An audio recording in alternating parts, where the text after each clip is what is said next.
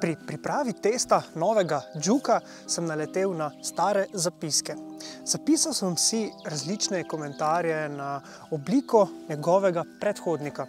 Pa poglejmo. Odštekan, funky, kot ena žaba, hrošček, hud, zanimiv, poseben, grd, kdo bi pa to kupil, vozil bi se z vrečko na glavi, katastrofa, cool, wow in za konec še jajček. Ampak danes je novi Juk samo lep.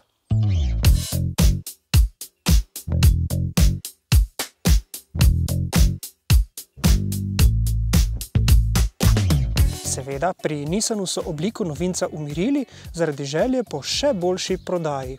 Želeli so obliko, ki bi manj delila mnenja, a povezava s predhodnikom je še vedno takoj očitna. In po testu lahko ugotovimo, da gre v resnici za nadgradnjo prvega Juka. Ta avto se v svojem bistvu ni prav veliko spremenil, ampak zakaj se pa pravzaprav sploh bi? To bi bilo tako, kot če bi recimo na polovici vica zaključili s pripovedovanjem, nato pa poslušalce pustili razočarane. No, ampak kljub svoji razigrani zasnovi, Juk ni kakšen avtomobilski vic, ampak zelo resen avto, ki nastopa v izjemno zahtevnem avtomobilskem segmentu.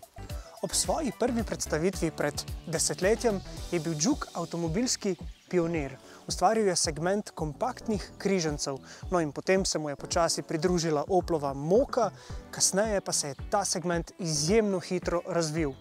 Danes lahko tukaj najdemo že kar približno 25 različnih modelov. Poglejmo torej, s čim in koga bo želel prepričati novi Juk. Na hitro bi lahko zaključili, da tiste, ki iščejo domiselno obliko in nekoliko bolj klasično tehniko. V notranjosti so nas recimo prepričali sedeži, volanski obroč, pozdravljamo pa tudi več klasičnih fizičnih gumbov. No, manj napredna pa je tehnologija. Lep primer je tale nov osrednji zaslon, ki je zdaj nameščen višje, in tisti bolj digitalno pismeni verjetno že takoj vidite, o čem govorimo. In izboljšana je tudi prostornost. Bolje se odslej sedi na zadnji klopi, večji je prtljažnik, no ampak seveda še vedno Juk ni družinski prostornež. O tem pričajo že takšna majhna zadnja okna, hitro zmanjka prostora za glavo zaradi spuščajoče kupejevske strešne linije. No, takole, Juk je še vedno najbolj primeren za dva. Dva se boste v tem avtomobilu najbolje počutila.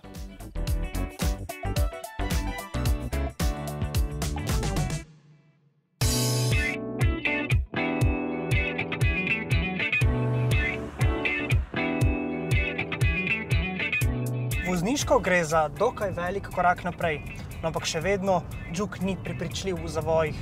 No, nas je pa ta avto vseeno vozniško prepričal, ne z dinamiko, ampak z lahkotnostjo. In ta bo v resnici za večino voznikov štela največ. Krmiljenje je zelo lahkotno, podvozje je mehko nastavljeno in tudi prestavljanje s 6-stopenjskim ročnim menjalnikom je zelo lahkotno. No in ko smo že pri menjalniku, všeč nam je, da je ročica menjalnika tudi pri novem Juku postavljena nekoliko bolj visoko in je tako bolj pri roki. No in k dobremu počutju za volanom pripomore tudi dober vozniški položaj. Sedež in volan si lahko namreč nastavimo dovolj visoko ali dovolj nizko, kakor nam pač ugaja. Pri Juku je na voljo le en motor, litrski bencinski trivaljnik s 117 konji. Je razmeroma uglajen in spodobno, a ne pretirano varčen. Na našem testnem krogu smo namerili 5,9 litra na 100 prevoženih kilometrov pri mešanem ciklu. In to je bistvo izza volana.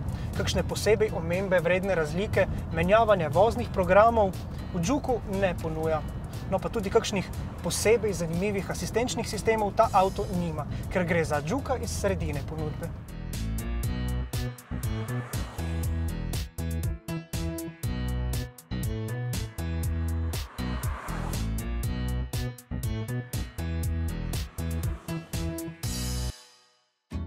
Juk je torej tako poseben model, da se celo desetletje praktično popolnoma nič ni spremenil. No pa tudi zdaj, ko se je, še vedno ostaja posebnež.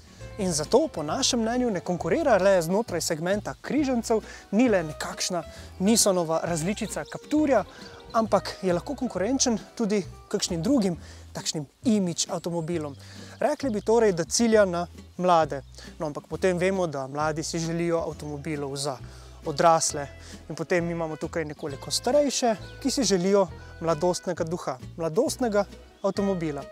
No, verjetno bomo nekje tukaj prišli skupaj.